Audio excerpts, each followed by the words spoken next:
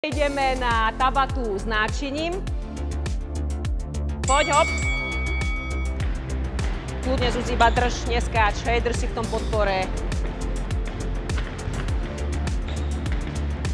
Výborne, Maťa. Ak je ťažké, poď na menšie, kľudne. Super, Betka.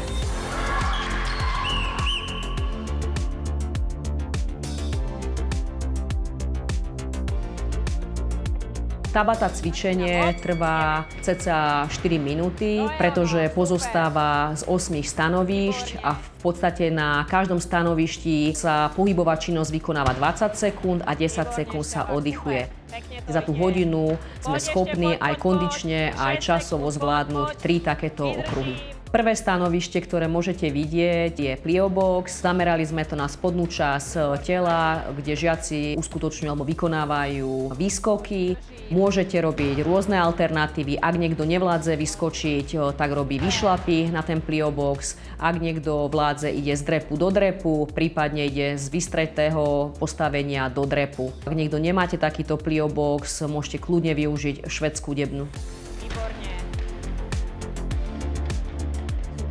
Druhé stanovište je v podstate kľuk a vykonávame ho na náčiní bosu, ktoré v podstate má efekt balančnej pomôcky, kde sa zapájajú aj iné svaly a v podstate ho dvíhate do výskoku, do výšky. Samozrejme, ak niekto nemá bosu, môže robiť kľudne iba kľuky. Tretie stanovište, ktoré môžete vidieť, sú výpady s pomôckou kettlebell. Tu dbáme na to, aby naozaj to koleno nepredchádzalo tú špičku. Využili sme, aby sme zapojili nielen do spodnej časti, ale aj vrch tela. Samozrejme, kto nemá kettlebell, môže využiť hociakú pomôcku, činku, fľašu vody, ľubovoľnú pomôcku naozaj, ktorá spevní ten vrch tela. Štvrté stanovište sme zvolili lavičku, pretože v každej telocvični sa lavička nachádza. Je to veľmi dobrá pomôcka na kondičné cvičenie, robíme striedavý beh, čiže tu len možno prizvukovať striedanie tých nôh. Zase, kto by nevládal, môže robiť výstupy alebo vyšlapy a dôležité je protichodná noha a ruka. Piaté stanovište sme využili TRX lana, ktoré sú veľmi náročné, ale veľmi obľúbené pre žiakov.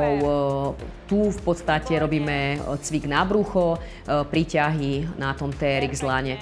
Tu si treba dať pozor na samotné umiestnenie toho TRX lana na nohy a v podstate dostať sa do podporu, aby ten cvik mohli vykonať. Ak nevládzu, lebo je náročný, môžu to iba držať v podpore. Šiesté stanovište máme lano, veľmi obľúbená pomôcka crossfitová. Zvolili sme dve alternatívy, tenšie lano, ktoré je ľahšie, hrubšie, ktoré je ťažšie. Dôležité je tam naozaj postavenie v drepe s vystretým chrbátom, nepredkláňať, nezakláňať. 7. stanovište sme zvolili podpor. Aby to nebol klasický podpor stále opakovaný, tak sme pridali pomôcku kettlebell, ktorú prenášame popod telo a je tam už nejaká vsúka a už to zase žiakov a deti úplne inak baví. Zase nemusí to byť iba kettlebell, môže to byť lopta, môže to byť činka, môže to byť tá fľaša, čiže dá sa modifikovať. Super, vymením. Na 8. stanovišti vidíme pneumatiku. Pekne vystretý chrbát cez drep.